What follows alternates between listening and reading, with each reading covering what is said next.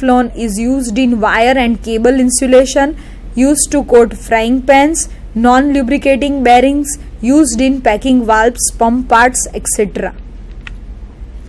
Polystyrene properties now finding a special applications depending the things. Let us see, it is amorphous polymer. The first thing is that. Second is it has good optical properties. It is good electrical insulator and it is chemically resistant. Application of polystyrene. Polystyrene is used to make audio cassettes, then combs, brush handles, used to make containers for talcum powders, bottle caps, housewares like jars, storage containers, etc. Bakelite properties. Another polymer, bakelite, that was known as your phenol formaldehyde resin. See the structure. See, we have seen here the structure. This is phenol, this is formaldehyde. When these two monomers polymerize together, then it leads to formation of phenol formaldehyde resin, that is known as your bakelite. Now bakelite is finding the properties. It is hard, rigid, strong material, have a excellent heat and water resistant, good electrical resistance, low molecular weight compound. Applications of the bakelite. Used as a bonding adhesive in plywood, used to make insulator parts like switches, plugs, heater handles, etc. Used to make radio and TV cabinets, telephone parts, etc. Used in varnishes, used in ion exchange processes. Epoxy resins on the other hand finding important role. They are resistant to water, they are tough and heat resistant, they have excellent adhesive property. They are used for surface coating, especially for making skid resistant for highways and road junctions and in electronic applications. Natural rubber, as we have seen, one of the important polymer that nature synthesizes. It is organic elastic material of high molecular weight obtained from sap of the rubber tree. Isoprene is the monomer of natural rubber. Here, if you see very clearly, the natural rubber is having very poor properties as mentioned here. It cannot be used directly for the application, so hence we have just listed out. Its strength is less, water absorption capacity is more, it is soluble in vegetable and mineral oil, undergoes a reaction with acid and oxidizing agents, swell in organic solvent. So these are the properties. But if you see on the same comparison chart, the synthetic rubber properties are much more superior. So that strength is more, adsorption capacity of this synthetic rubber is less, elasticity do not change with time, but in case of natural rubber it was changing with time. Insoluble in vegetable oil, mineral oil, do not react with acid and oxidizing agents, is not affected by organic solvent. Now, vulcanization of the rubber. What is this process? We take a raw rubber, that is natural rubber, we add a sulfur, heat it to the temperature of 100 to 140 degrees Celsius, then the rubber obtained is known as vulcanized rubber and the process is known as vulcanization of the rubber. The strength of this vulcanized rubber basically depends on quantity of the sulfur added. Okay, how much sulfur you add to this rubber will definitely decide the strength of the rubber. If you add more sulfur, it will be much strong. If you add little bit of less sulfur, then it will be flexible according to the quantity of the sulfur added. Let us see the reaction of vulcanized rubber. Just take a look here. Vulcanized rubber, here reaction is isoprene, that is natural rubber. What we do? We are taking isoprene, okay, that is natural rubber. This is the unit, isoprene unit of the natural rubber. We add a sulfur, then we are basically heating it as mentioned into the process. We are heating it to the temperature of 100 to 140 degrees Celsius process. So what happens? The rubber that is formed, that is vulcanized rubber formed, is having somewhat structure like this. It means this sulfur, if you see very clearly, this sulfur is forming cross linking on the chains. Look here, cross links are formed on the chains, and due to this cross links, what happens is that rubber is getting much harder compared to our natural rubber. The cross-linking reaction due to presence of the sulfur gives extra hardness to the vulcanized rubber.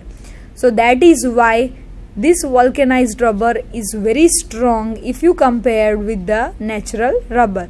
Okay, then we can see here in the chart what are the advantages of the vulcanized rubber. The tensile strength of vulcanized rubber is 10 times more compared to the natural rubber. Why strength is more? Because cross linking happens in the reaction. Then vulcanized rubber is resistant to oxidation and moisture. So it is much strong. It is resistant to oxidation and moisture. Then vulcanized rubber is resistant to organic solvent like benzene and toluene. Let us see, just we have briefly sorted out the insulators.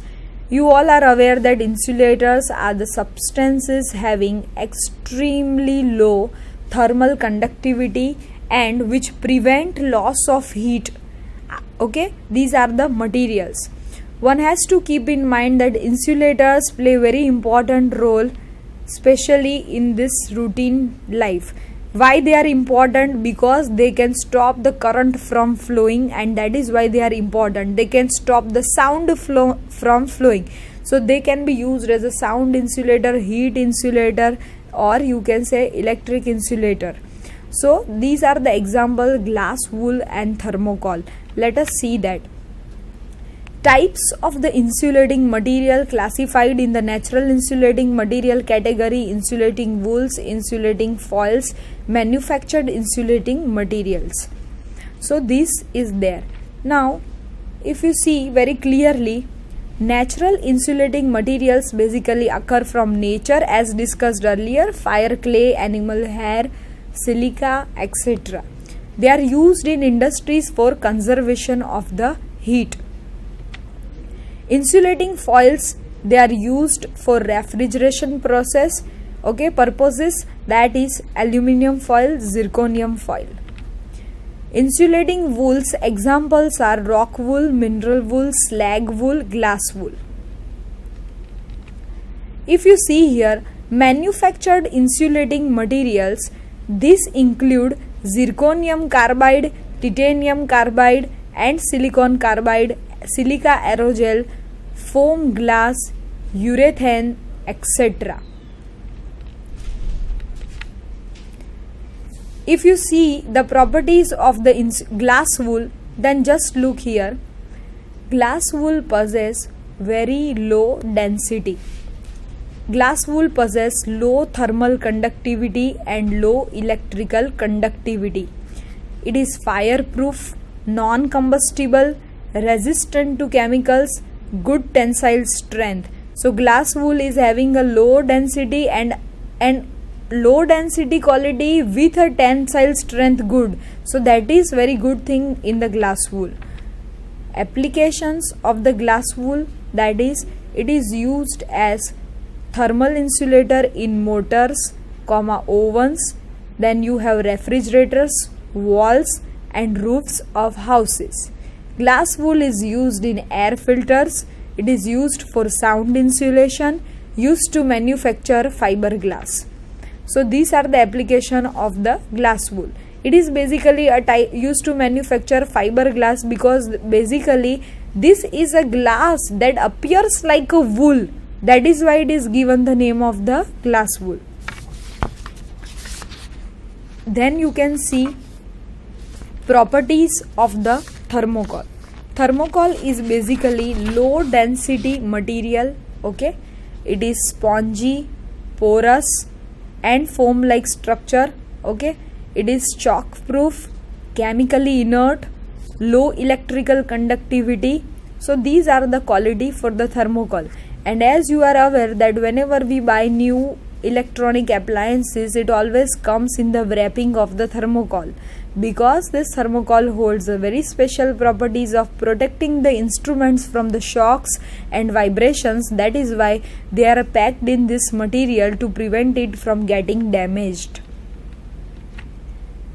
If you see here, the application of the thermocol. Okay, thermocol, as discussed, it is used as an ideal packing material for delicate electrical and electronic equipment. It is used as a heat insulator in refrigeration and air conditioning. It is used for decoration and protection.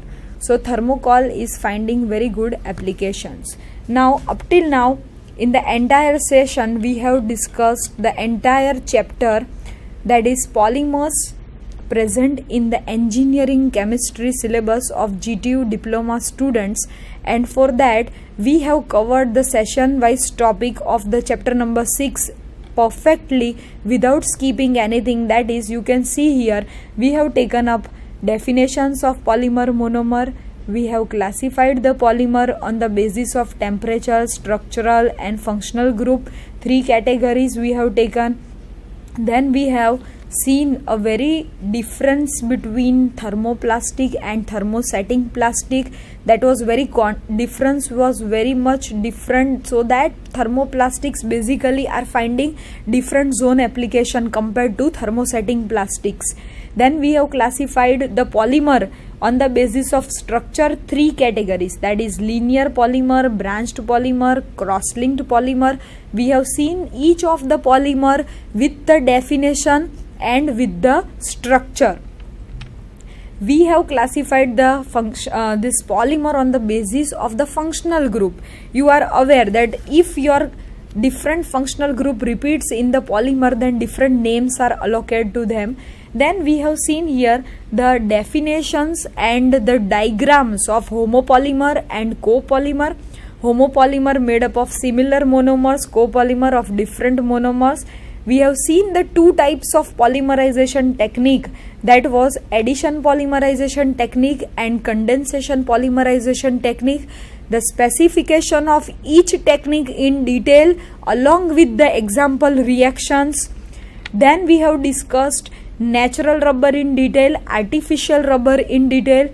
Then we have taken up the vulcanization process of the rubber with reaction and advantages of the vulcanized rubber.